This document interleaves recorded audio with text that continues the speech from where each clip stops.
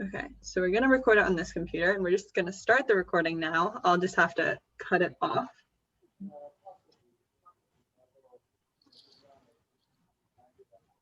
Oh wait, hold on. I stopped the recording on this computer, but it's still recording on this one. And then I'll start sharing screen on this computer and I'll show that now. That's perfect. And I can create 3 breakout rooms via this computer, and that works. And we're each in one, and I'll just join room 2 with the EJC second computer. Okay, and we still have 1 more minute. Yeah, so I'll just use this first slide, right, to welcome people in, and then when I'm giving, and am I allowed to leave? You cannot minimize Zoom when you are recording this meeting. Oh, yeah, that's somewhat inconvenient, but okay, because you're a rock star. I'll just do that. Okay, so I'll thank everyone to join on this first slide. I won't share the definition or talk about frontline communities until this slide. So I'll share this definition and then say, just to go more into what frontline communities are, some examples that we have here on Hawaii is the Waianae coastline, or Waianae communities and communities in Kahuku who are affected by the AES. Are they wind turbines? Windmills? Wind turbines? Wind turbines. Wind turbines in Waianae community who are disproportionately affected by landfills and energy production. Cool, yeah. Okay, well, it's 4. I think we can start letting people in. Yeah, can we take a breath together? Yes. One of those. Okay, 1, 2, 3. All right, we are here. Let's have fun. Yeah. All right, all right. Awesome. Yeah, so I'm gonna admit everyone. Okay, sounds good.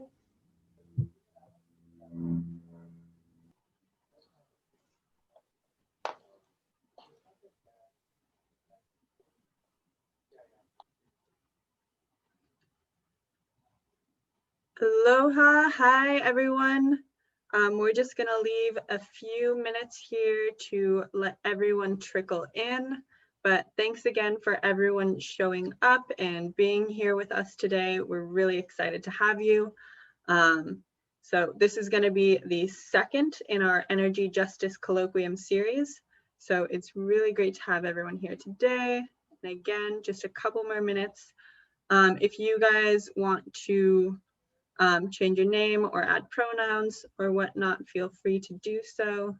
Definitely invite that. Just give it a couple more moments here.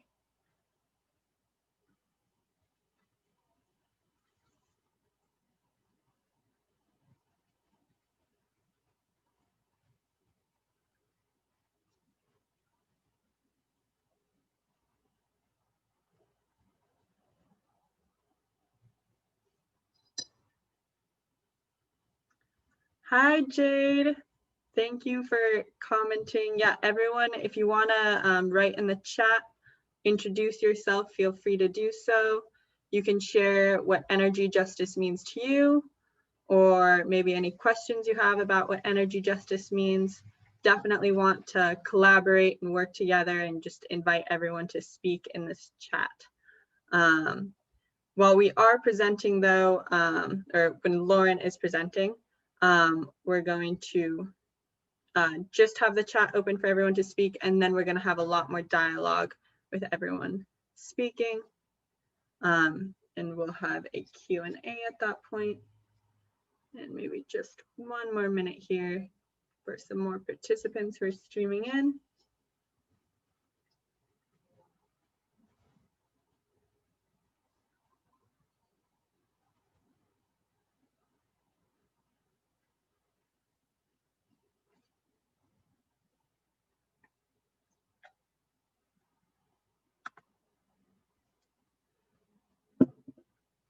Great, love everyone commenting in the chat. Thank you, thank you.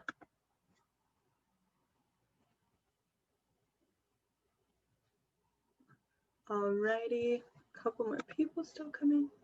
But again, thank you so much for joining us today. We think this is a really critical, a really critical series, and especially in this time that we're in now, we definitely see environmental justice coming more to the forefront. We're seeing climate change more. We're talking more about the environment. We're talking more about justice, whether it is racial justice or environmental justice. And now we have this space to talk about energy justice, and especially how relevant energy justice is in Hawaii. So thank you again for joining us for this, critical series, this second in our energy justice colloquium, so that we can ensure that our transition to clean energy is rooted in justice and equity for people, land, and the environment. So in our colloquium today, you can expect we're going to have first a bit of introduction, then we're going to have some sharing about who we are. Lauren, the amazing Lauren from Sierra Club, is going to share a presentation diving into Hawaii Electric Company. Then we're going to have some more of discussion and invite everybody to share. We'll have breakout rooms so that we can kind of work and discuss together. We'll return together and we'll have some action item work. So we'll be doing some social media work to ask Hawaii Electric Company to include bill forgiveness and energy justice in this transition. So without further ado, I will start by introducing myself. My name is Sarah Bauer. I am an environmental science student at University of Hawaii at Manoa. I'm actually from Bay Area, California, but I have been here for the last 2 years, and I must say I love Hawaii and this beautiful environment, and I definitely want to work to protect it, ensure that we take care of this land. So I've been working with Hawaii Youth Climate Coalition and Sierra Club so that we can put on this energy justice colloquium. And with that, I'll invite Lucy Fagan to share about herself a little bit. Yeah, hi. So my name is Lucy. I go by she, her pronouns. I'm a junior at Myron B. Thompson Academy, so I'm 16 years old, and I'm a part of Hawaii Youth Climate Coalition. So that's kind of been how I've been working on this. Yeah, I'm super excited for today and to learn along with you guys. And I'm going to invite you guys to share in the chat again if you're just joining. Awesome. Thank you, Lucy. And I'm going to move to this next slide. So laying the energy justice foundation. First, we kind of need to understand the definition. I know a lot of people aren't as familiar with what energy justice is, but energy justice refers to the goal of achieving equity in both social and economic participation in the energy system, while also remediating social, economic, and health burdens on these historically harmed, those historically harmed by the energy system for frontline communities. Energy justice explicitly centers the concerns of communities and aims to make energy more accessible, affordable, and clean and democratically managed for all. So in this way, energy justice can't be separated from environmental justice and climate justice. And before going on, I just want to highlight the word over here where we used frontline communities. So often when we refer to these communities, especially in Hawaii, you can think of places like Kahuko, who are going to be more affected by the AES wind turbines, and the Waianae community, who are going to be disproportionately affected by landfills and energy production. So again, energy justice is really this is the guiding principle for the series. So the goal is to empower individuals and communities to take action to ensure that our energy transition divests from this extractive economy and system to a living one where each of us can benefit and where we can all thrive. Move to the next slide. So what does a just transition include? right? It includes energy justice, it includes energy democracy, and energy equity. So the bottom line here is that energy sources are public trust. So in order, understanding that we need this energy justice, we need to understand the past harm to frontline communities is addressed and not repeated when we go into this transition. We need to understand energy democracy, which is the notion that community has a say and agency in their energy future. And we need to understand energy equity, which is that everyone is getting access to clean, affordable energy for everyone in the community. And that's because here in Hawaii, just like our streams, our land, water, and air, energy is a public trust resource. And as such, we need to make sure that they're cared for one and the same. Energy is now a basic life necessity and shouldn't be controlled by a single corporation. So our goal with the series is to end the days of this top-down fossil fuel wholesale energy system. So now is the time to take back our power for a brighter energy future. All right, and now that I'm finished here, we're going to switch over to Lucy, and I'm going to stop sharing screen. Thank you, Sarah, for that background. I think that's really important going into today, understanding that. So today our focus is going to be getting to know Hawaii's major energy utility, Hawaiian Electric Industries. So the largest supplier of electricity in the state, supplying over 58% or supplying over 95% of Hawaii's population through its electric utilities, Hawaiian Electric Company, known as HECO on Oahu, Hawaiian Electric Light Company, known as HELCO on Hawaii Island, and Maui Electric Company, known as METCO. So to uncover all of this and go over this, I'm going to invite Lauren, since she's today's speaker. Thank you so much, and aloha everyone. I'm Lauren Baiceros Watanabe, and I am the organizer with Sierra Club of Hawaii. And before I go into my presentation, I think it's only fitting that instead of just being a talking head at you guys, just to give you a little insight of who I am, because I think who I am very much informs my lens and how I perceive this world. And so a little bit about me. I did graduate from the University of Hawaii Manoa in sociology and theater. I've always had a fascination and love for people and community, but I am originally from East Los Angeles. I am a descendant of union members. I am strong working class, proud individual. I was raised by a single mother, and very proud of the strength she's given me, and very much has shaped me to who I am today. And I've been with Sierra Club let's say a little over a year. I've had my birthday, and have been really excited to be able to incorporate my lens in economic justice and racial justice into environmental justice with the organization that values and sees that direct connection, because we cannot work in silos anymore. And so I'm very excited to be able to uncover this series with you all. Want to remind everyone that this is a community space and we have a diverse set of participants, and that excites me because we have youth, we have high school students, we have college students, we have grad students, maybe some law students who had signed up, and professionals and people in the field. And I think each of our common denominators, I hope that came here, is that we care about the future. And we recognize that the climate crisis is real, it's an existential threat, and that our energy transition is incredibly crucial to be able to combat it.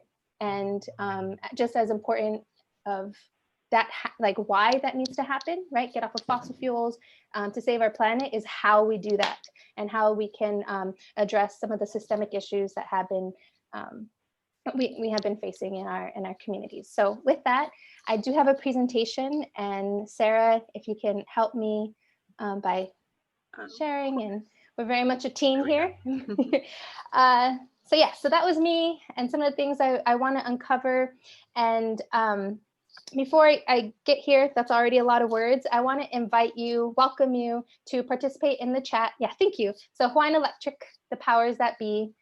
Again, the perspective we want to take, like this series is like a critical analysis and a community perspective of our energy provider through lived experiences and through our work at Sierra Club, and how we've been, I guess, dealing with this relationship with this major monopoly in our state. So please use the chat if you like. Lucy's going to be tracking questions if you have them, or comments, because the Q&A will be after. I'm going to set a little timer on my phone to keep myself honest and moving along.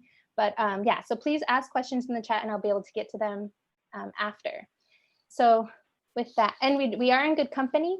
Sorry, I meant to say this, I asked permission, that we do have some friends, allies in government from the Hawaii State Energy Office. So I am not an energy expert per se. Again, my perspective is through community and lived experiences. So that being said, I could probably defer to some of these people and it'd be fine. So yeah, we can move on along to how we first talk about Hawaiian Electric. So on this first slide, as was shared, I think what's really important, and Marty Townsend in the first colloquium series in the launch in our crash course really talked about what we have in our energy system is a for-profit driven utility model. And with that, kind of giving a better sense. So one thing is Hawaiian Electric Industries is, say, the umbrella, the parent company of what we mostly interact with here on Oahu, which is HECO. And so on Hawaii Island, there's Helco, there's Miko, Maui Electric Company. But when we're talking about our energy grid, it's still all Hawaiian Electric. They're all kind of one and the same when you think about it, because they're all under the same parent company. So we can make distinctions, but again, this company controls or it provides 95% of our energy. So that being said, we interact with this utility company every single day, all day, as consumers of energy. So their decisions and their work impacts each and every one of us. So a couple things like to demonstrate and like talk about them is their profits, when we talk about profit driven. So just to give some numbers and put into perspective, sorry I'm missing an N there, but so in 2019 they made 143 million, and during the pandemic, so like just in one quarter, they made 48.9 million. And this is important, and we'll get to that a little bit later of how, well, and they are a company that isn't quite hurting in the sense the way our communities are during this pandemic. So just putting that money into perspective, and some of their shareholders. So being a corporate utility, their shareholders are major institutions and investment firms. So you can look it up and see a long list. But two I wanted to point out, because they are the top two. So the most invested is Vanguard Group, which has 6.2 trillion in global assets, which to me, I don't even know how to fathom that amount of money, but yes. So, and then BlackRock, so world's largest asset manager with over 7 trillion in global assets. And I think what's important about us recognizing that these are equity firms that, despite how many profits we see here locally or how big Hawaiian Electric is locally, they're owned by something even bigger. And to some degree, we can say that they're a portfolio piece in this big, large global portfolio that is there. So keep that in mind. Important names that I want to recognize, and I think this is just to kind of have some fun with the salaries that I may never see, but Alan Oshima, who was the previous president with Hawaiian Electric, and if it rings a bell, I made to most of you, he was appointed by Governor Ige to develop the Hawaii Economic and Community Recovery and Resiliency Plan through the state. So when the pandemic first hit, right, the initiatives and the state was going to take that development, and that implementation was by a Hawaiian Electric previous employee. Connie Lau, who is the current president and CEO, her earnings 4 or 5 million. Again, it's just fun to look at numbers that will probably never be in my bank account. But again, putting into perspective, because money is power. And so just wanted to leave that out there. So the total compensation over 5 million, but it does get broken out based off of their salary and actual bonuses. And so for me, I think the biggest thing is like over 2 million in bonuses. What are these people doing? Is what I kind of, how I would respond. And they are also stockholders, so they have extreme investment in this company in which they essentially run. So this is from 2018, public information, and we can move on from there that I wanted to share. And so again, prefacing, this is actually directly from Hawaiian Electric's website. I will be sending a mailer email follow-up to this with some links for those of you who are so inclined who want to kind of see the source of this. But yeah, this is just directly from their website, because with all that money, it's like, okay, so how do they make it? How do they calculate it? And I'll talk a little later, in like in a few minutes, of why that's important. So they're profit driven, and so a lot of that comes from their rates. And what they have, what they say and how they calculate is that basically the energy and energy development is a huge capital investment, right? When we look at, say, Kahuku or like utility scale solar farms, like there's a lot of money and investment that has to be put up front so that that is possible. So that's what the shareholders do. And this is why we say, you know, if these shareholders are investing upfront for these projects, then HECO then is responsible for their return on investment. So I'll just read it directly so I don't get it wrong. But so the shareholders help provide this upfront funding for their capital improvement projects.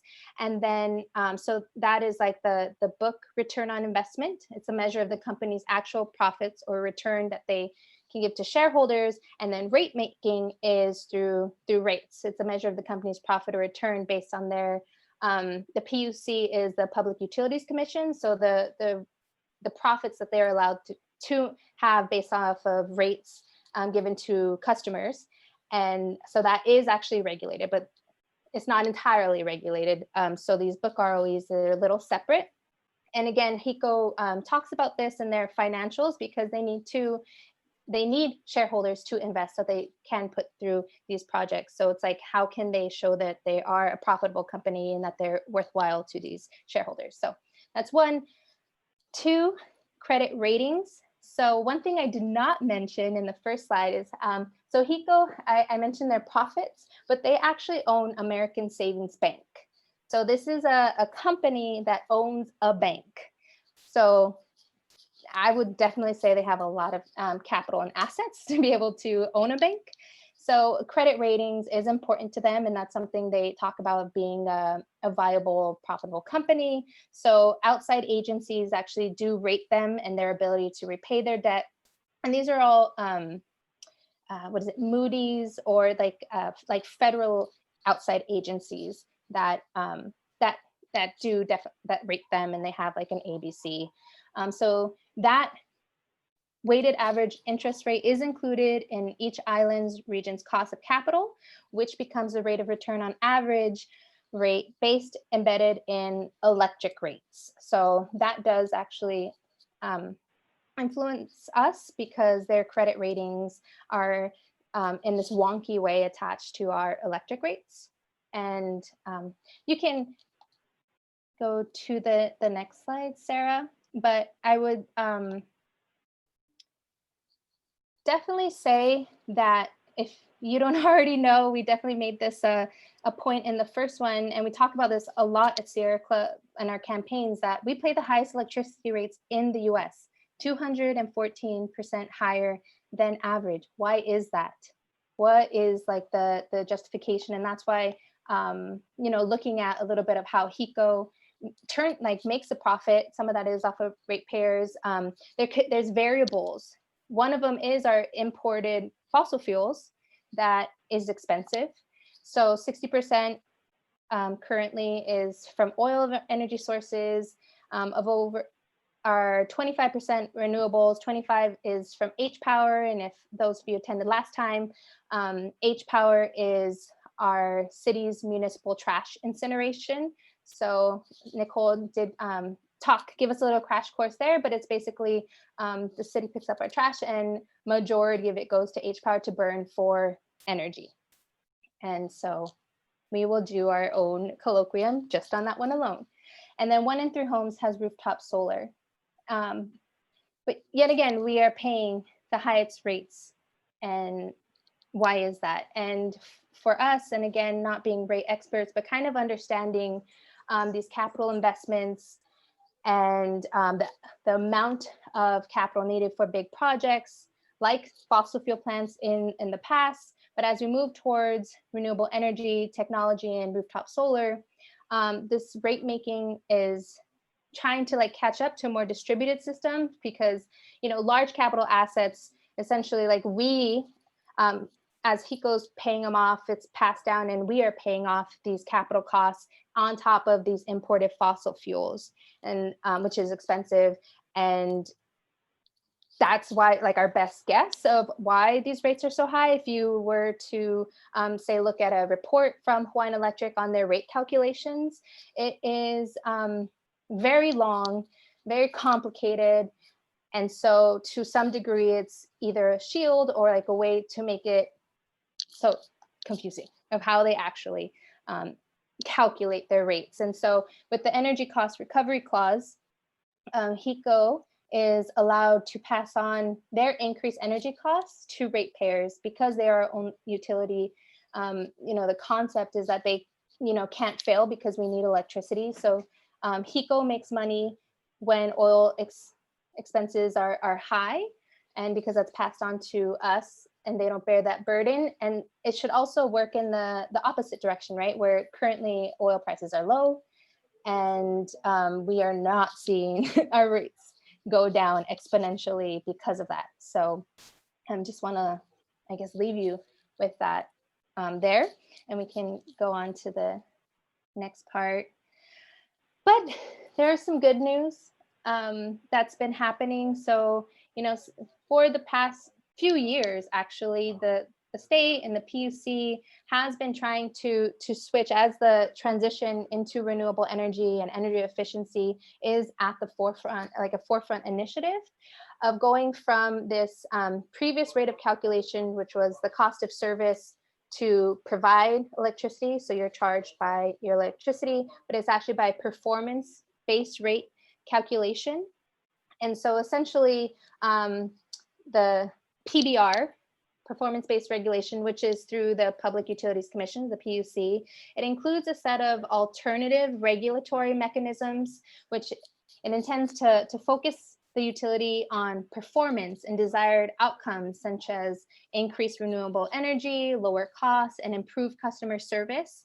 So apart from the traditional regulation based of, again, cost of service, this major change, it's like a paradigm shift, is actually decoupling or delinking utility revenues from profits from electricity sales, right? Because if you think about it, the more electricity we use, the higher their profits, but that directly contradicts our efforts to reduce our energy and go towards energy efficiency. So it's meant to transform how utility is planned and meets the evolving needs of customers, right, who are doing rooftop solar or, again, conserving electricity in their home.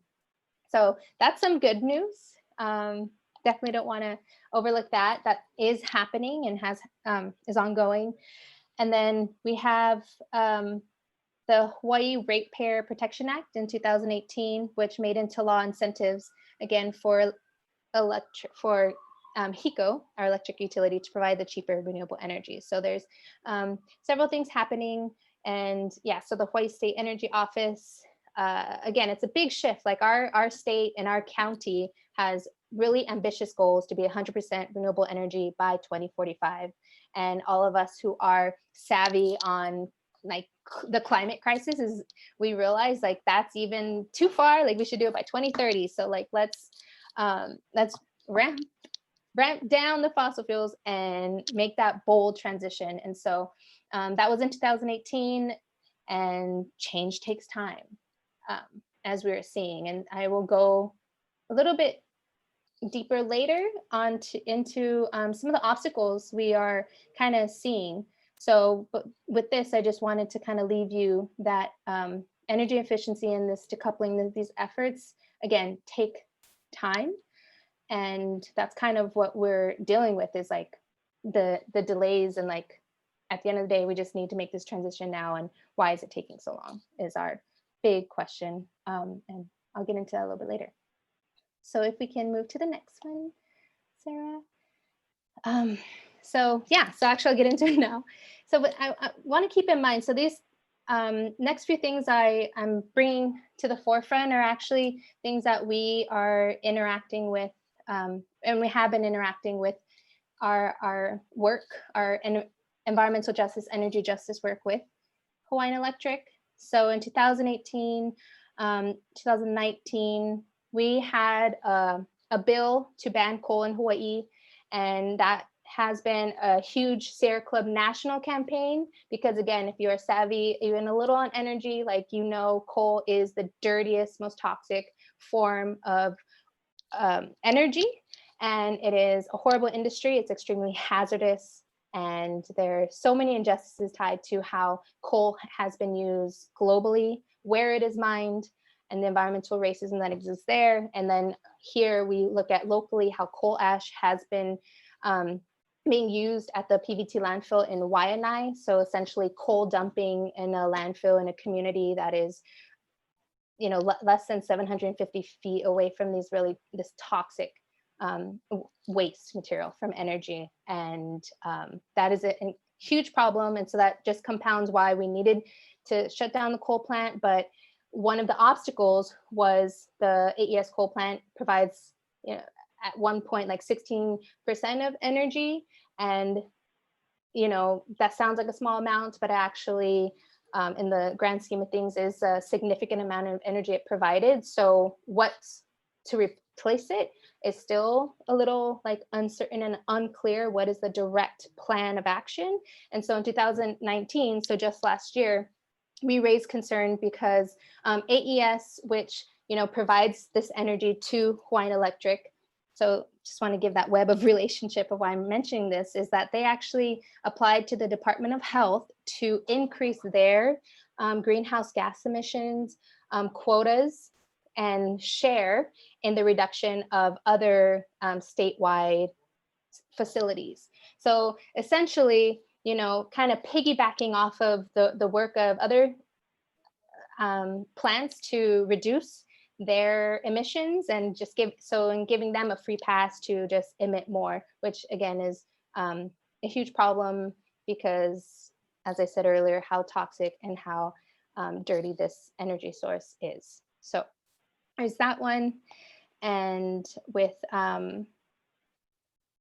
we had last time, Tevita Ka'ili talked about, you know, Hiko and Kahuku, and just the poor planning and the lack of real concern for what the community was raising in the health, environmental, and cultural concerns of the Kahuku wind turbines, and which is still an ongoing problem. So something we really highlight here is that whether it's, you know, dirty coal and burning in a community, or it's clean energy, if it is doing harm to community, to the environment, we have to question it. And that is what environmental justice is. It is not clean energy, you know, is good with a capital G and we just allow for it. It's like we need to question, and again, brings us back to like energy justice and like past harms that have been done, and really, you know, making that a point for ourselves to kind of take that stand and take that perspective. And then coming to 2020 with Par Hawaii, if you aren't familiar with Par Hawaii, it is actually a local oil refinery. And this is relatively recent, but they being Hawaiian Electric, which has the contract and partnership with Par Hawaii, to continue as a biofuel. And it's something they need as big capital investments. Again, we can probably do colloquium on biofuels and why they are problematic, like just keep burning things. There's toxins and hazards of this type of quote unquote renewable energy. And so because this can be seen as like kind of like a, you know, failure to evolve in recent history of HECO, that they are now weaker, and part Hawaii is weaker, and we are going to end up like having to pay again these still higher rates and still keep us dependent on fossil fuels, right? Because part Hawaii, a lot of it's aviation fuel, and all of us know we're not traveling the way we were before. Tourism isn't the same, so aviation fuel isn't being used the same. So again, it's here we are in 2020, and HECO's still dragging their feet and keeping us again dependent on fossil fuels and dirty sources of energy, and we end up paying for that. And so the urgency is only getting greater, especially like when you think about like the financial concerns, like many people aren't working. There's like so many layers to why this is a huge problem. And lastly, I'll finish with just relatively recently, so in this past month, which is still early November, time's going by fast, but the PUC had an info briefing with Hawaiian Electric on their transition plan from the coal plant. So AES, we had a big victory this year where AES, the coal ban bill, it passed. So yay. And so now we're like, so what's the plan?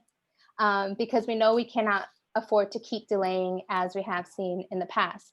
So what's really interesting in that meeting is public. It was recorded, it's public, but the PUC basically scolded them for not having a plan, like nothing real and concrete, and further delaying renewable projects to replace coal. So that leaves us in this big question mark of what is really going to happen in 2022 when they are forced to shut down, like what will replace it. And so just a reminder here with the Public Utilities Commission and why this is important is the PUC exists because HECO doesn't operate by altruistic goals. If they wanted to, they do have the money, they do have the assets, they can make all these changes, but they aren't, and they don't, because their interests are more concerned with their profits, and again with the shareholders that we mentioned earlier, than what is best for the community. And through their actions, we are really recognizing that. So leaving you with that there, and then I want to go into a little bit more perspective of like how we got here, because to me this is some of the most fascinating information I feel like I can give people. It's certainly fascinated me. So from its beginning, Hawaiian Electric has been deeply entwined with the economic, political, and social history of Hawaii. And this is so important because Hawaiian Electric was here before quote unquote statehood. Okay, it's over 100 years old. So as an so we're thinking of it as like a system and as an institution that's been around, right, a long time. And so think about it, in 1881, I should have had a picture of what Hawaii looked like in 1881. But so William Hall, the descendant of a prominent missionary turned merchant family, was the first president of Hawaiian Electric and was deeply involved in the armed revolt that gutted the monarchy while King Kalakaua was still in place. There's actually some old newspapers referencing that he self-references his involvement with that revolt. So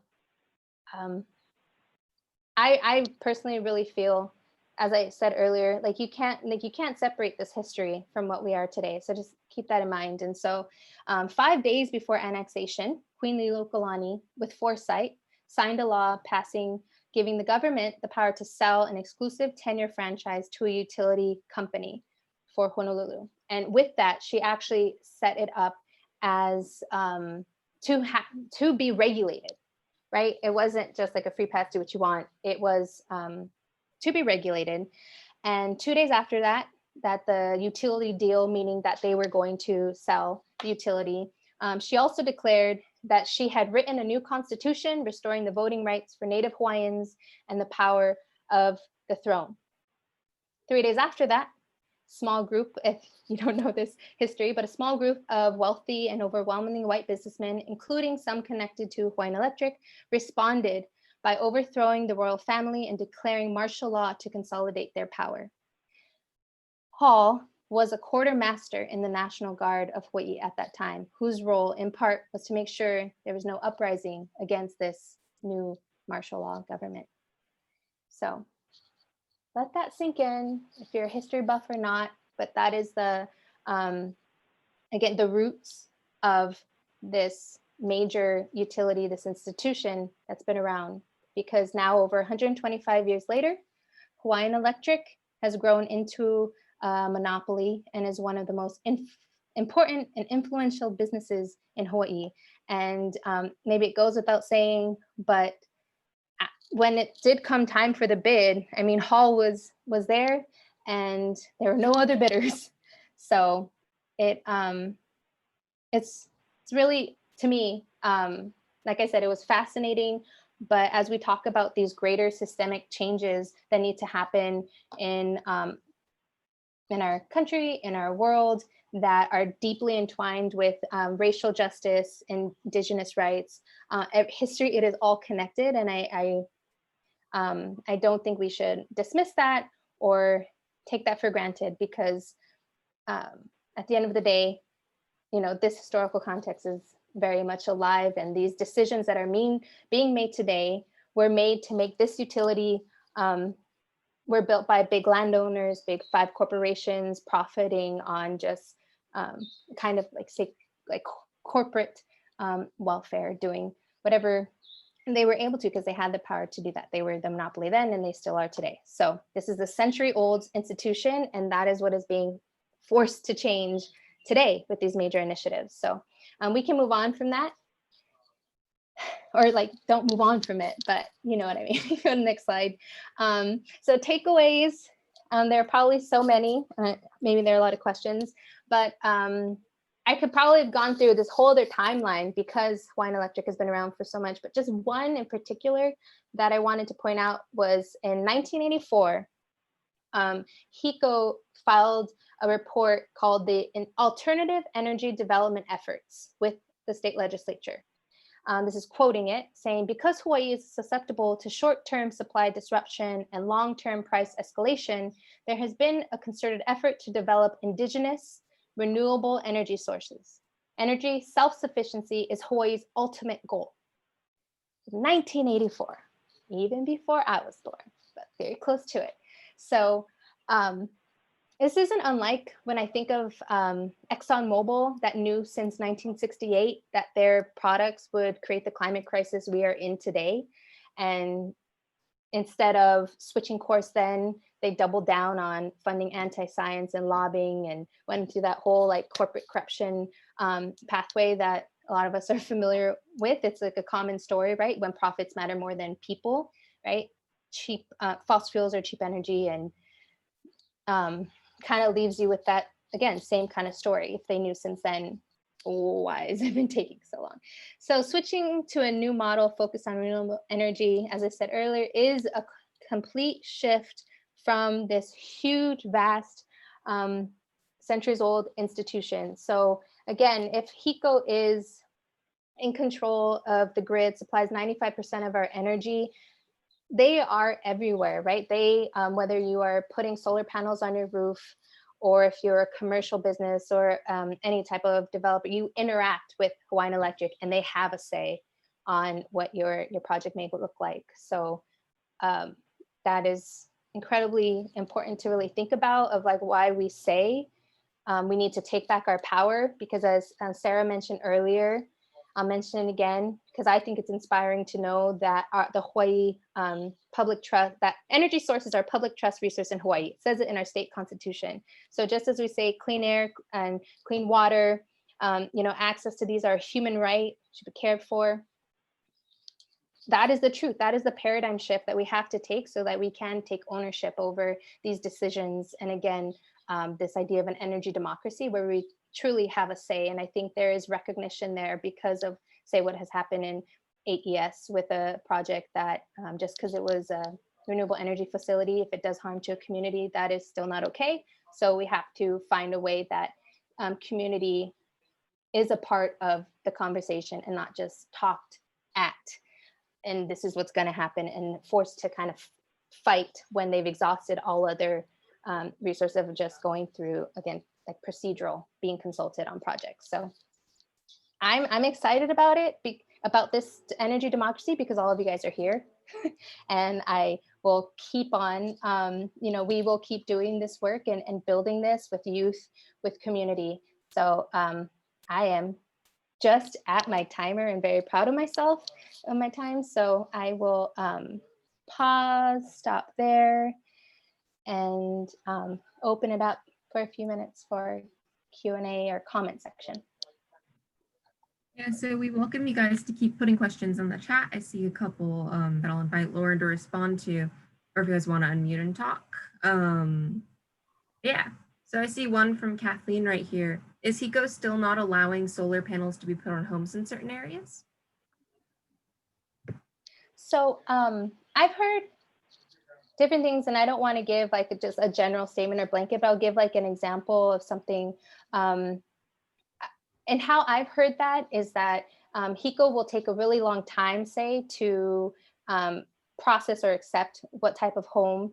One thing that like Tavita in Kahuku, he had shared that story though, is that he did try putting solar panels on his home, and he is like literally eye shot from the big turbines and had issues and was actually told he could not put up solar panels. In other instances, I've heard, or I know that for the permitting process for multi-unit homes and townhomes, it takes 3 times as long to put up solar panels than a single family unit home. Why that is, it is, again, permitting procedures, but could there be other obstacles there of why that is so slow, or it takes so long? So yeah, that's some of my answer, because I can't give a blanket one. There are others, or I do know, again, there are our friends and allies in the Hawaii State Energy Office. I know if they wanted to comment, because I gave some instances of some things happening right now, but there are another big questions. Thank you for those who did put some of things. Yes, thank you, Susan. So Bill 50, actually, just to let, again, Oahu residents know, it is, again, good things happening. It is a bill to expedite the permitting process for multi-unit homes and townhomes who have been taking so long. So it kind of prioritizes solar access for them. Lauren, I did want to comment. I just couldn't get my mute. Oh, okay. Yeah, thank you. Go ahead. No, thank you for this opportunity. I just have to tell you, this is really exciting to see how many people are interested. I have a few comments. One is you can go to the HECO website under solar and look at the different solar options. There was a major change, and the best people to talk about that from a legal perspective and a regulatory perspective are here on the call as well, which is Richard Wallstrom and Henry Curtis. So they're much more up to date and experts. I've been in the energy office since February, and I've never been a rate expert.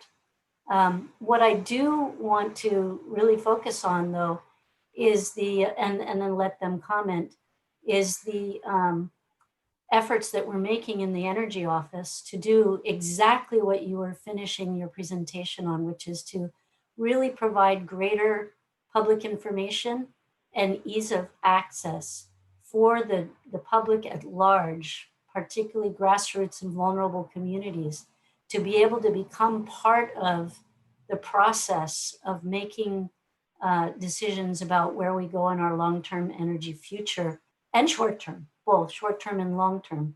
And so, as you know, Lauren, we're creating a community outreach and engagement strategy that will involve, beyond the traditional Hawaii Clean Energy Initiative, which is ongoing engagement with energy industry related and NGO energy interested partners to reach out to communities.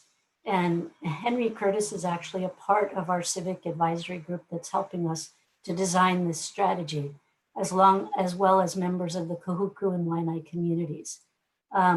So I just want to let you know that and watch for things as we develop them. We got delayed in this effort by COVID because one of our responsibilities is energy assurance and security. And so making sure that energy is available for everybody during COVID, which has been challenging because one of the things that folks are probably not aware of is the very much the aviation fuels help subsidize our electricity because of the way in which the refinery is set up and processes their fuels in order to produce low sulfur fuels for electricity.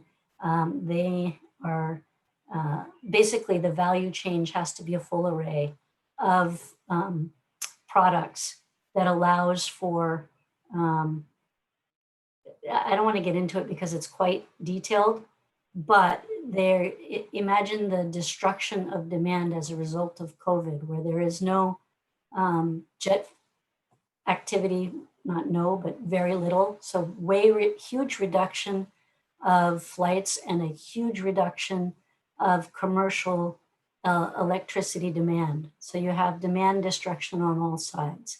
And so that does impact a lot of things, but we did have one of the biggest, I'm going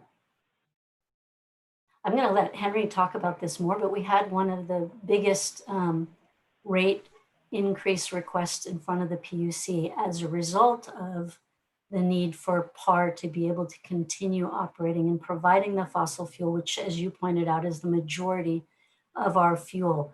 And we need to be able to have that in order to be able to continue to provide energy at this point. The Energy Office is very focused on how we get to our 2045 goal of renewable energy, but we also are required to make sure that there is energy now for the needs for folks to have the quality of life that they need and for the economy to keep going. So it's a very delicate balancing act while we work on this transition. And I'll leave it at that. I've spoken enough. Oh, one more thing, I'm sorry. I just want to point out that not all biofuels, bioenergy is is polluting, is contributing huge amounts to greenhouse gases. And so I invite people to do a little research because there's so many different technologies, many new cutting edge technologies, many of them are beginning to become commercially viable that do not directly burn biomaterials. And many processes, and two of which I'll just mention for people's general interest, one of which is anaerobic digestion of waste, and the other is the cellulosic biofuel conversion to synthetic natural gases. So those are two areas that have much less impact, and several of the technologies available now have such minuscule, they are many 0.000 fractions of. Thank you, Chris.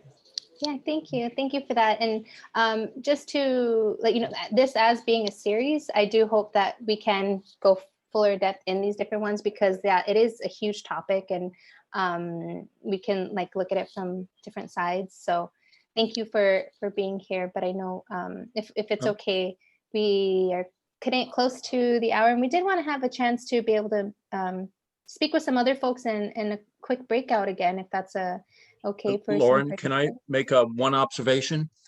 10 years ago, the minimum load on the grid occurred about 3 in the morning. Today, sometimes it occurs in the middle of the afternoon. That is why adding solar without adding storage can present problems in certain areas. Thank you so much for that. Yep. And we did want to do breakout rooms, so they're actually going to be 10 minutes in each. So thank you so much for all the conversations and questions so far. We'll try and discuss further in the breakout rooms and share with one another. The breakout icebreaker that we're hoping to do is, what is your favorite outdoor or nature activity? So before I just break in all the breakout rooms, I'll give my example of what my favorite outdoor activity is. And that's honestly so hard for me. I like everything outdoors, but probably it's going to be in the water if I can't be out in the jungle, in the forest or whatnot. So underwater, snorkeling, scuba diving, free diving. I definitely like the marine environment. All right, and now I will break everyone into the breakout rooms, and we'll have an opportunity to share in more depth there. One moment.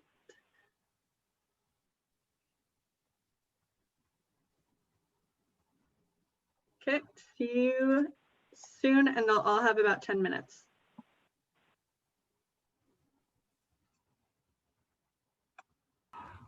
Perfect to see you, Professor. I was hoping I'd be in one room with you. Hi, Alexa. Thank you, Sarah, for getting us all organized here. Thanks so much for joining. It's great to have everyone here today. And then I guess I already shared. So Alexa, do you want to go off? You can introduce yourself a little bit as well, and then share your favorite outdoor and nature activity. Aloha mai, my name is Alexa. I'm a law student at the William S. Richardson School of Law.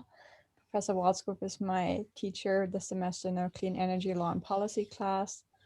So that's why this was a really great colloquium. I'm happy to be here. And my favorite outdoor activity is surfing. Nice. Popcorn off maybe, or to Richard, if you're ready to share. I'm happy to share. The problem is that Alexa's already done it for me. She's introduced me. I teach at the law school. I do some research into energy justice. And so I just really appreciate being invited to hear folks talking about these issues in a way that matters. And like Alexa, my favorite activity outside is surfing. All right. Clara? Hi, I'm Clara. I'm part of the Hawaii Youth Climate Coalition, and I go to Iolani. I'm in the 11th grade, and my favorite activity is hiking. Nice. All right, and finally, Kristen, are you there? Kirsten? Hi, I'm here. Sorry, I don't have my video on. No worries. I'm Kirsten Kagimoto. I'm actually the communications manager for the Sierra Club, but I'm just here as a participant today. My favorite outdoor activity, I would say, is just being outside gardening or playing with my animals or something like that. All right, I think that's great. And so what we wanted to have this opportunity, one, if people have questions or comments they want to share, any insights that you guys learned, anything that struck you most. Does anyone have anything to share? Discussions you want to push forward?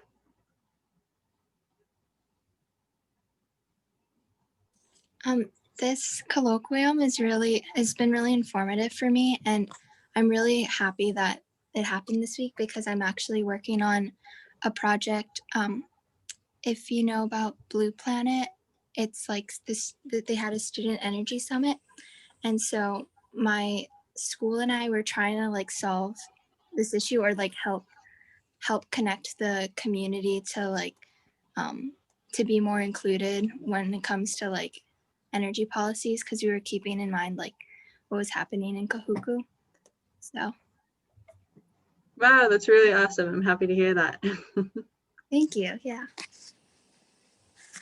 Could I ask Clara, if you don't mind, can you tell us a little bit more about what you and your classmates came up with and what your proposal was? Well, our like initial idea was that we were gonna create like a website where like community members can interact with like we were thinking maybe if somebody from those electric companies could be involved. We're not sure how we would get them to be involved, but if there could be more of like them answering questions and then also just like presenting their positions so that there could be like more like engagement between them. But Smart. Thank you for sharing. Thank you.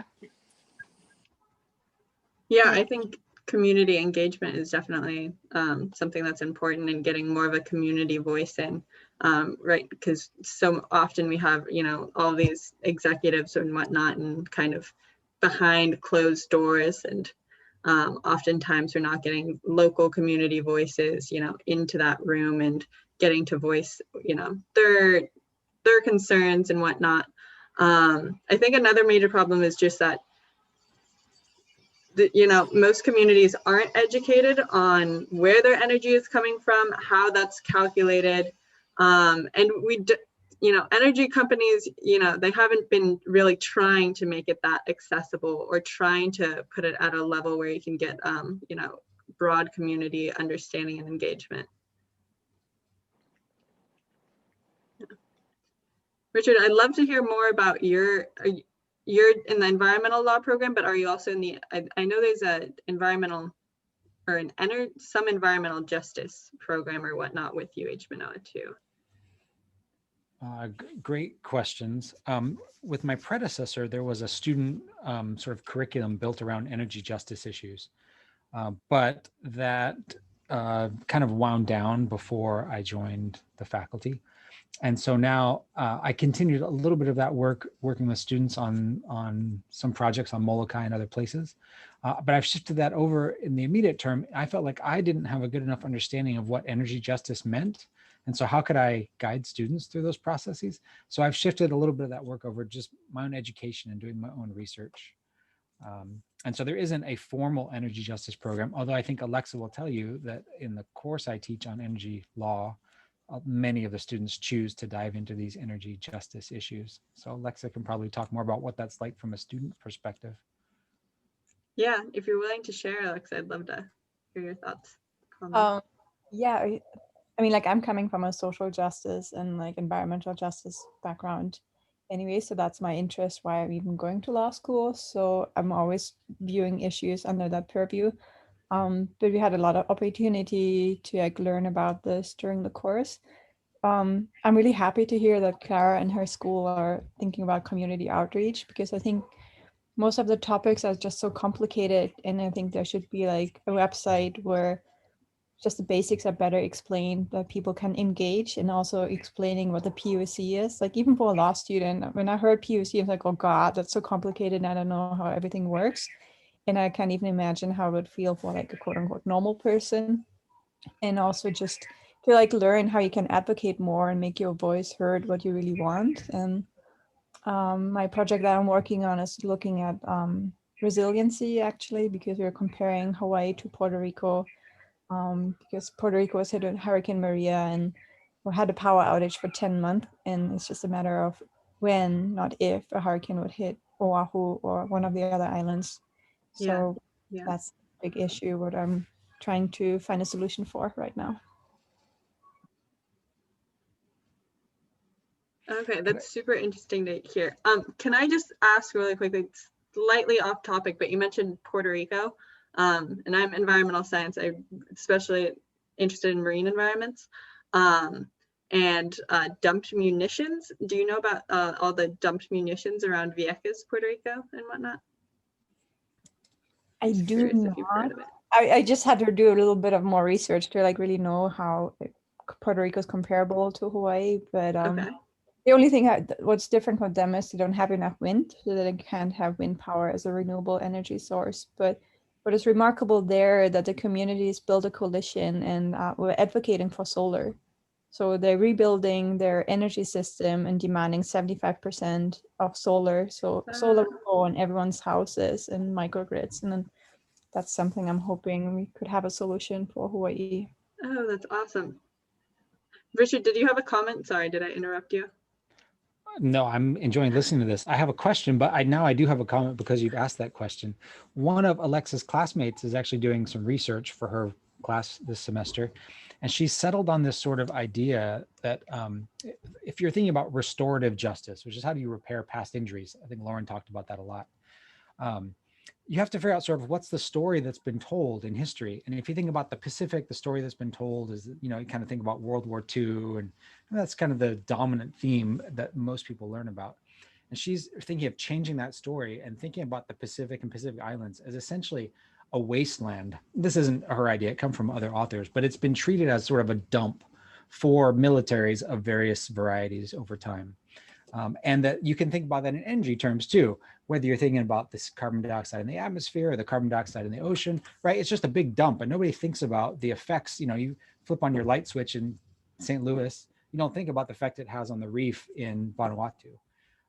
And what you just said just made me think, wow, what a great picture of a dump, right? A military dump, literally dumping munitions off the coast of Puerto Rico. So I think, it all fits into this different story we might tell. And then of course, the point of the story is not to be down on things and think, wow, that was terrible, but to think, okay, now we know how to change. Like, what are the things we did wrong in the past, and how do we correct those into the future? So I thought that was interesting. May I also ask a question of Clara? And Yes. I don't want to dominate the discussion, so Sarah, you can cut me off, but here's my question. I love the idea that you're focusing on outreach for all the reasons that Alexa and Sarah identified.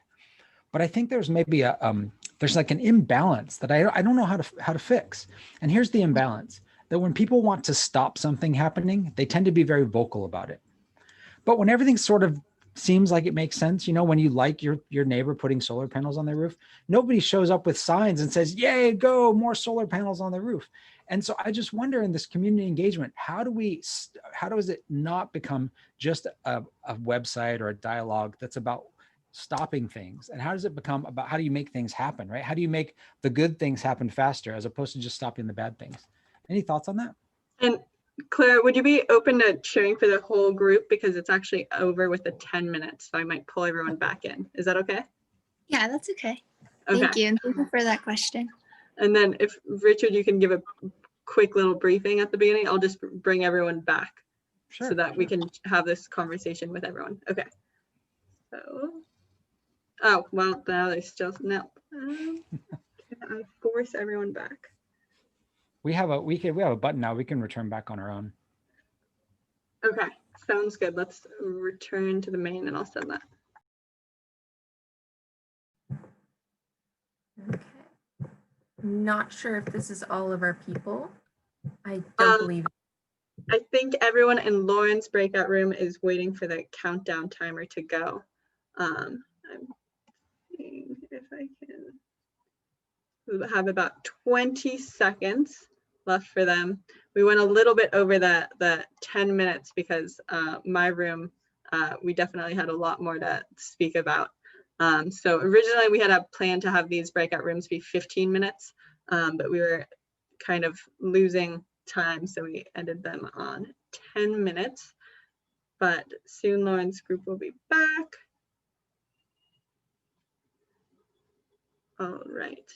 Okay, welcome back, everyone. I know my group definitely had a lot left to share, so we definitely like to invite all the rooms to share. We actually didn't finish off on our side, and Richard, I thought, had a really great question for Clara, so I'd love for that conversation to happen just so everyone can kind of hear this. So sorry to put them on the spot. I'm happy to ask my question with this group of people here to answer it. So in our breakout group, we heard from Clara and the work that she did with some of her classmates at the Blue Planet Student Energy Summit, where they were trying to devise sort of energy solutions. And the solutions she described, I think great minds think alike. She sort of described something like what's happening here today. She said, is there a way that people can learn more about the energy system, more about what's happening in utility, perhaps have the utility get involved in that discussion so that people are understanding all sides of these various debates? And so she described their student project. And my question to Clara, which she didn't get a chance to answer, but now she will, was if that's certainly a good idea, right? Until we talk about these issues, we can't solve them. But I sort of feel like there's this systemic imbalance that when something bad is happening, we all have this urge to go out and talk about it, right? We hold up signs and say, stop X, don't do it. But when something good is happening, like my neighbor puts solar panels on their roof, I don't go stand in front of my neighbor's house with a big sign that says, yay, go solar panels. And so my question for Clara was, in her design, her student project, is there a way to make sure we're doing both of those things? What do you think, Clara? One of the things that my group did was we were taking a lot of inspiration from other sites like the Hawaii Youth Climate Coalition website, and they had a section that had like past initiatives or past like accomplishments, certain bills that they worked on that had passed. And so I thought that that would be good to include in ours, and I think that would help to focus on like the positive achievements too. And I'll just quickly piggyback, because I'm actually with a group too with the Institute for Climate and Peace. Some of the ideas we had similar to that regard was one, holding, and especially relevant for youth, holding a youth council to advise and initiate conversation and engagement with the community, holding youth-led community talks around from hearing from cultural practitioners, existing youth councils like the HYCC, tourism industry, or maybe HICO and whatnot, to, you know, hear what other people are saying, hear how they're trying to kind of communicate things to the public. And then also to create a community conversation guide for participatory engagement. But thank you so much for sharing, very much appreciate it. And that, I think that was a brilliant question, Richard. So I'm glad it got to get shared with the whole group. Anything else to share from the other groups? Big ideas. Yeah, well, we had Adam in our breakout room. So he has a lot of background with HICO, and he was able to answer a lot of our questions. And like, I think there were some really important conversations about like microgrids and like transforming kind of like what our focuses are. And I just thought that was really cool. Lauren? Well, I had a really knowledgeable group. So we were just like learned from Henry and Kirsten, from one another. And, you know, I feel like I hear when people say we want to hear, like, say, both sides or alternatives. And that is something that I think we definitely want to like work up towards, because I think what's really important is we need to know what we don't know. But I don't want to keep fighting. Like, I'm an organizer, I've been an activist for so long, but eventually we have to depend on one another for our solution. So thank you, Claire, for like, and Richard for asking that question. And I don't know, just to like leave people with the idea of, I was talking about, you know, an energy democracy, but some things of like truly making community-based, like renewable energy, like just a more distributed grid where people have ownership. But to me, that's a concept that I feel can be a reality if like we can like continue work this series and like people who want to see that come into fruition, because that's what I often think about, like, so what's the alternative and what does this really mean to like take back our power? I think it's so important. And to the degree of hearing both sides, I think like what Kirsten was saying of why it's so important to engage is that community has like a true say. What we've been experiencing is communities are consulted of what is going to happen in their community, but they are not part of the shaping and decision-making process of what that actual development will look like. Because if that were true, then Kahuku wouldn't have happened when years ago, or when the project first came around and community concerns were had, they would have been listened to. So I just want to always say, like, it's because of this power dynamic. And that's I guess like a personal thing, through my experience, again, of like kind of this imbalance that we have to demand this new shift. That's kind of what I'm left with. If anybody else wants to share, or we had a couple more things planned for you guys. I hope you continue with us, because we're only in number 2 and we're coming out with already some ideas for solutions and really big questions. There's only a second one. We have more. Please, and you're more than welcome to help us think about what those future ones will look like. The more groups, the better. That the problem in the past has always been that groups pop up to work on energy, and then after a year or two, they disappear. So the idea of getting many, many different groups into the table is really important. Part of it is public awareness. Part of it is community organizing. But we also need more people, more groups to intervene in regulatory proceedings, because in a regulatory proceeding, you're allowed to ask any question you want and to get an answer to any question you have. And might I add, I'm very grateful Claire is here, and Jaren, thank you for joining us, because I think this intergenerational kind of passing the knowledge down, because you have been involved for so long, Henry, and those that have, like, I really hope youth can really, and thank you, Claire, for your being a part of the Student Energy Summit and the commitment you have. I think that's so important. That's what I get excited to, or who to organize with too. But yeah, anyone else? Sorry, I did have a little activity planned. We're hitting that time. Sarah? Yeah, we are at 5:13. Did you want to do that action item right now? Tweet. But thank you also, Henry, for that last comment. That was definitely something something I think is very true. We need to have this long term, and we do those regulatory meetings. Is I didn't know as in depth as you just mentioned. Awesome. So real quick, oh, go ahead. Intervention costs just $15. I'm totally gonna plan one with you, Henry. He knows so much. We gotta like pick his brain. Okay, so my friends, I invite you, if anybody is on Twitter or Instagram, raise your hand if you're on Twitter. Okay, we got 4 of us. How about, okay, oh, Jared, hey, okay, Charles. And then Instagram. Okay, yeah, so we thought those two might be a good one. So thinking about, again, the presentation and talking about a little bit about the money situation, I would say, but something that we have been really trying to work hard on and is the utility extending the utility moratorium for electricity shutoffs. I personally have had phone calls with some customers who are really like struggling, and we don't want to make, with the pandemic, which continues, it to be a matter of choosing between your lights being on or putting food on the table or paying your rent. Like, this is these compounding factors that we are seeing. And so one campaign we have been working towards is like a petition for bill forgiveness, as well as, you know, extending the moratorium. So that is ongoing, the petition for the moratorium. And if you can help us like urge HECO to, you know, consider bill forgiveness, because right now their payment plans are really hard to apply for, hard to figure out. So I'm putting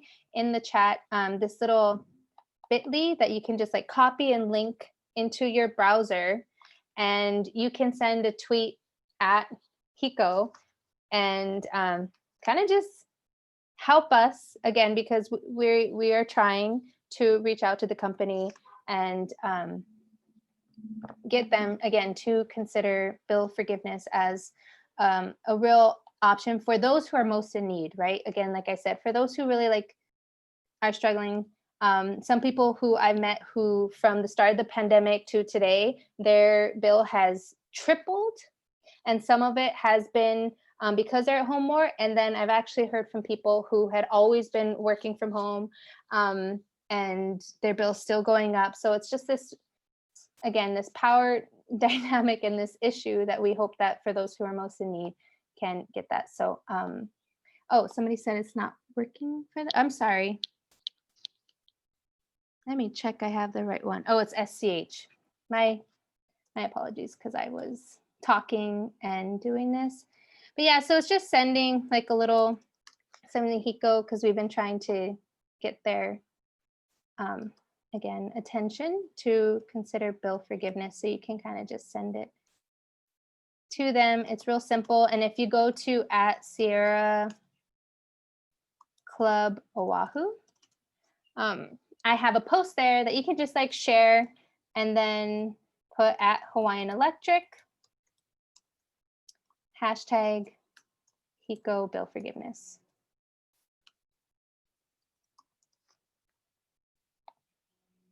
Because we've tried calling and it's very hard to speak to somebody about this. So you're to just let them know that more people in the community are concerned and want to try and get to those people in need bill forgiveness. So I'm gonna try that. And that is, you know, this basic, you know, direct action that we hope we can start taking. We have some other things in mind in the future, so we can get direct relief to people who need it the most. But I really look forward to this greater like building this kind of community-based transition with you all. I definitely don't have all the answers, and I shouldn't. I think it should come from us, and youth should definitely be at the forefront as well, and their voices should be uplifted. So again, I will keep trudging along with getting more youth here too. well, a lot of them were here, and you guys are the ones who are staying and so committed, and I really appreciate you, all of you who are here right now. So that's all I had. Thank you. Sarah, if you wanted to, or Lucy. Sure. And I'll just say, if you can post on the Twitter, Instagram, the hashtag we're encouraging people to use is hashtag HECO Bill Forgiveness.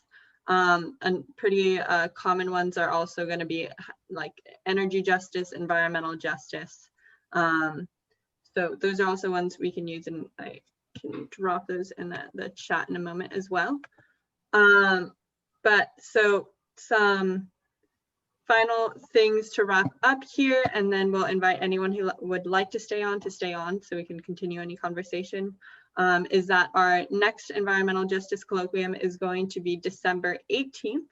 The focus for this one is going to be more on H-powered and trash incineration, and we're going to kind of combine it with a fun holiday event. The reason why we're focusing more on H-power and trash incineration is because, as you know, it's December, it's the holiday time, so there's a lot of people buying things, sometimes buying things that people don't want, or they're getting lots of holiday decoration or wrapping paper that gets used once and just thrown away. So we're dealing with a lot of, single-use items or just items that end up in the trash can during the holiday times. So that's why we found that this might be more relevant. And we are going to put all of our contact information in the chat, so feel free to reach out to us. And Lucy, was there any final comments you wanted to share? Just thank you guys for coming. This has been, I think, a super awesome conversation from people from all over with different backgrounds. And again, this is really the step forward to take us towards a energy justice future. Oh, and I did just notice, Richard, you wrote that also consider tweeting at DCCA, the Consumer Advocate's Office, should also advocate for bill relief and can design the safeguards that Henry described. So thank you for sharing that. And at this point, would also love to invite anyone if they have announcements or upcoming events that they'd like to share with anyone. Any shares from the audience?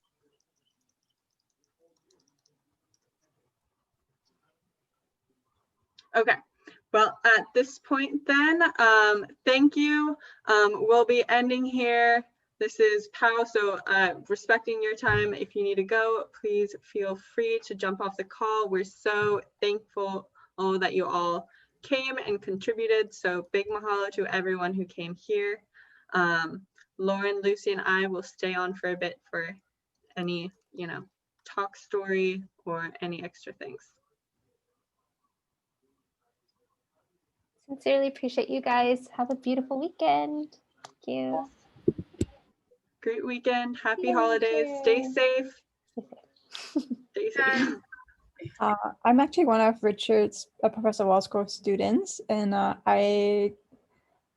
so we were presenting on COVID's impact on the energy system this week, and I can send you one study. There was a national study that how energy bills were rising for so many people across the nation because they had to work from home.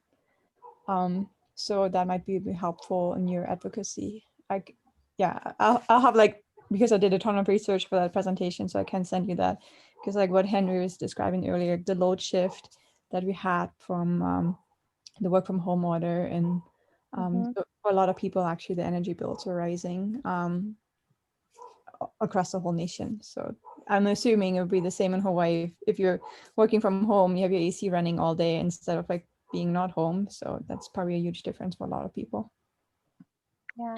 And can I just add on back of what Alexa said, that residential rates are higher than commercial rates. So we're paying electric bills when you're at the office, right? Your company is paying that. And then when you're working at home, you're paying your own electric bills. And those rates are already higher. And then we're living in the system that we have known for years is unsustainable, decades, many, many, many decades. It's not like this is new.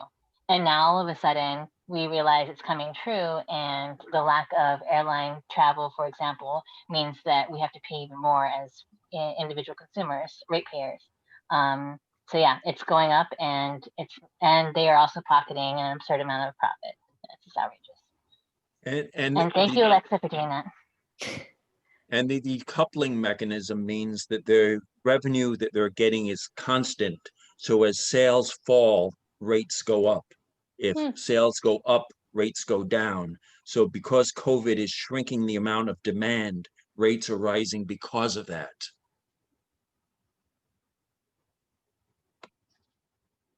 Yeah, I have another study I can send you, because there are people also researching if actually the pandemic is providing a windfall to utility companies for that reason, as Marty was describing, that residential rates are higher than commercial rates. So even though the demand dropped for commercial, because their demand rose for residential, they're making more money because they're selling electricity for a higher rate. So yeah, I think they could probably forgive a few bills. But that's in states without decoupling. Hawaii has decoupling, so that is a mechanism to offset the shift. And it doesn't matter how much they sell, the amount of profit they make, the revenue they make is the same. Richard Boswell can probably tell you about that. Yes, but the bills that people are paying are going up, and they are, and as a company, HECO is experiencing immense profit, and just that burden is not being fairly shared. That's our point. And so it is completely reasonable for HECO to forgive the bills of people who have lost household income due to COVID, and it's other utilities are doing it in other places, and there's no reason why our utility can't.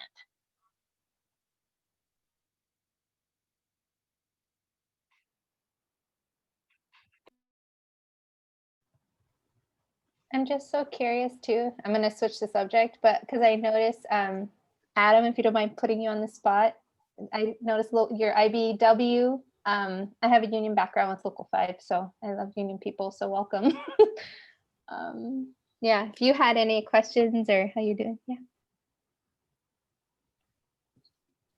Oh no, you're muted.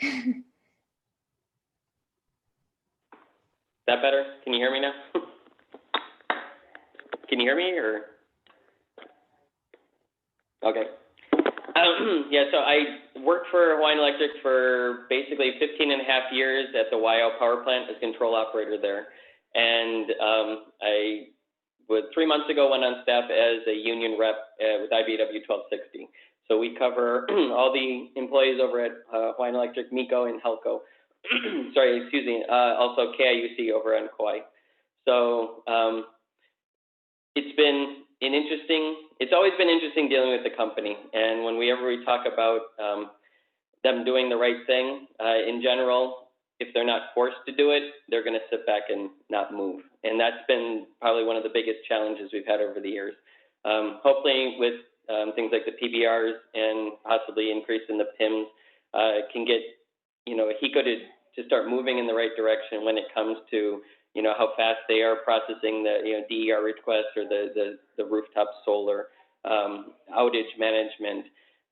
One thing that was a little discouraging to me as far as the last PUC decision is that they actually increased the deadband ratio for the fuel recovery, which basically means that HECO has a bigger range that they can float in there, which is just a straight pass-through where they don't have to worry as much about efficiencies.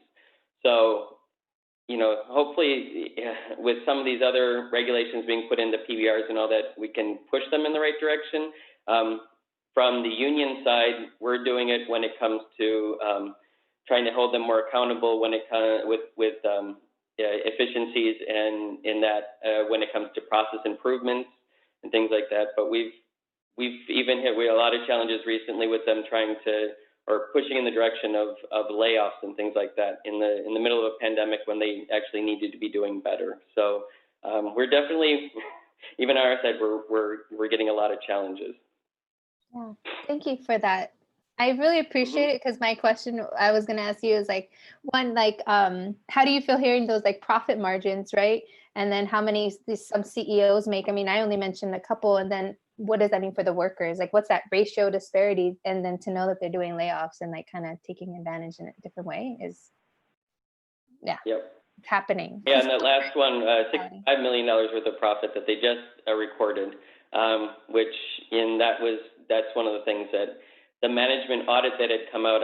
I know Henry has probably read that, and it just talked about the growth and efficiencies that the management side of HECO has had over the years, and that they just need to do better, and that needs to be translated into rate recovery and other things. And those are some of the things that we're pushing for on the union side, to try to make sure that they are doing the right thing. That, when they're coming to us to say, oh, well, we're being, the audit is telling us, or the PUC is saying that we've got to, do it on the backs of basically, cutting manpower, cutting, our workers and all that, and say, no, what you need to do is you have to manage correctly. You have to plan work correctly. You have to make sure that the efficiencies are there, to make sure that at the end of the day, power is, is still reliable, that the service is still reliable, that we're still producing for the ratepayers is what's expected. So those are some of the immediate challenges that we're working on actually right today. And so, and one of the things that we've been pushing for too is that, we want to be helping to lead the change. We're not going to be sitting there with, our people are, oh, no, they're fine just sitting there working the job that they're doing. No, times are changing. We appreciate that they're changing. They're, the renewable energies that are out there. And we want to, we want it to be there to help with those jobs of the future, that we can transition the workforce from what would have been, a meter reader to, they're going to be servicing, the electric car chargers and stuff like that. That's what, we want to be there helping to help lead that change. So working with you guys in this coalition, I saw your guys' post, and it's like, yeah, that is right along the lines of what we're in line with. So we're really excited for the future. Snap. Thank you, Adam. That's, yeah, my heart just grew big. Yeah, we would love to support, and this is what, it's all about. So thank you so much. And IBEW is a very important player. I should point out that Adam was talking about performance-based regulation proceeding, which is the most complex proceeding probably the PUC has ever undertaken. So if you guys intervene, it might be to intervene and get your feet wet on other dockets and then move towards the more complex ones. Yep, definitely.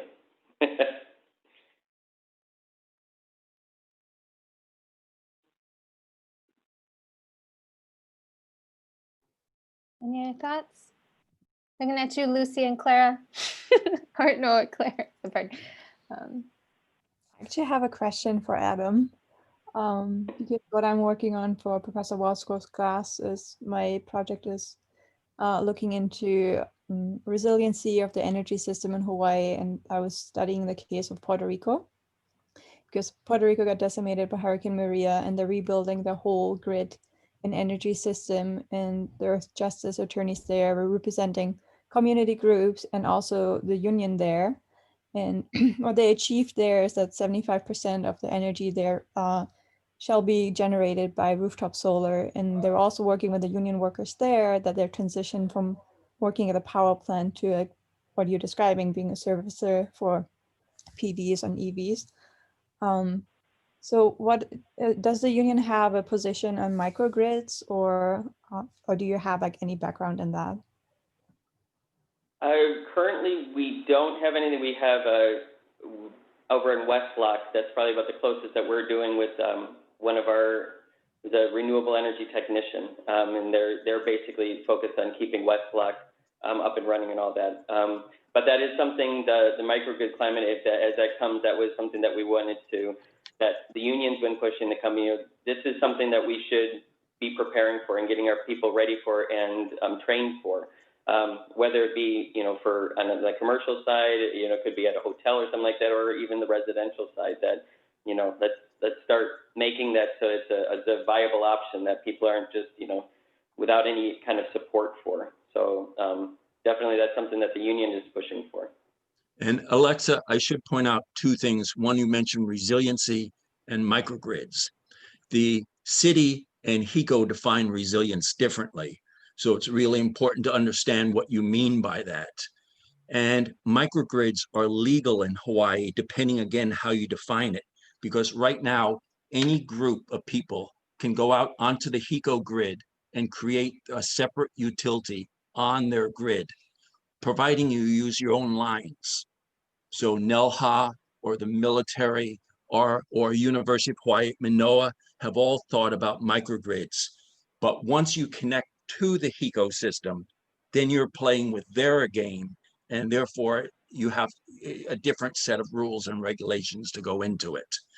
But in Hawaii, the utility does not have a monopoly on selling power.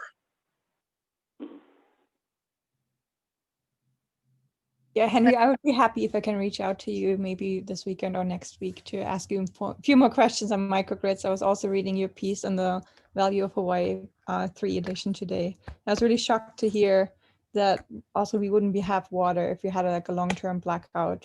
That was really shocking too. So yeah, I might Molokai would have it. Yeah. Yeah. I was just going to mention, I know Molokai is working on a like true co-op. I hope to invite them in a future colloquium, because they are trying to create this true mechanism where it is like independent of, but maybe like how you're describing, like it, yeah. Because I know KIUC, the way it operates, like everything, like because it has to go back to HECO, it's complicated. But so how do we like truly shift or undermine that kind of unfair process that it gets into the grid, HECO is gonna kind of have a say. So awesome. A lot of things. Just to wrap up, thank you guys. I love hearing from everyone and all the different parts that everyone's playing within this big energy system that can feel so confusing, especially as a youth. It, like looking into it, it's very mind-boggling of how many moving parts there are, and I think this has really helped. So thank you guys for this conversation, and I definitely hope to see you guys next month at our next colloquium. Sarah, if you have December 18th. It'll be fun. We'll play games. It won't all be all like banging pots and pans, but it will be some of that. Yeah. Cool. Thank you. Great. And yeah, if I just, since we are wrapping up, if you guys did want to exchange any more of your emails, I know Henry put it down for Alexa maybe, please do that now so that you guys have a chance to chat or share emails later on. And then does everyone know how to share, save the chat if you need to? No. Cut and paste. So I guess I'll just walk through that. So if you go, if you click on the chat, there's the little area where you can say to direct message on. There's also going to be a little 3 dots on the bottom right hand side. It'll say more, and over there you can save chat, and it'll save on a folder on your computer. What? It'll save the chat, and then you can have it show in the folder. That is so cool. You got learning new things every day.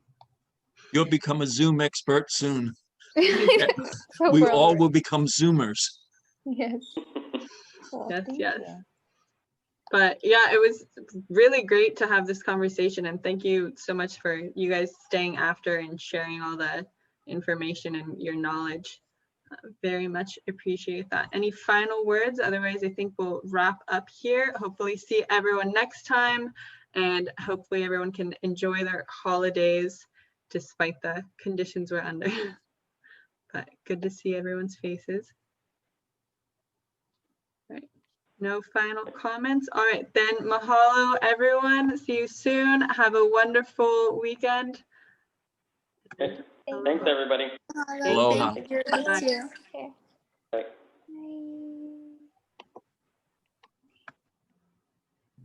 Are we staying? Okay, I wasn't sure. Okay.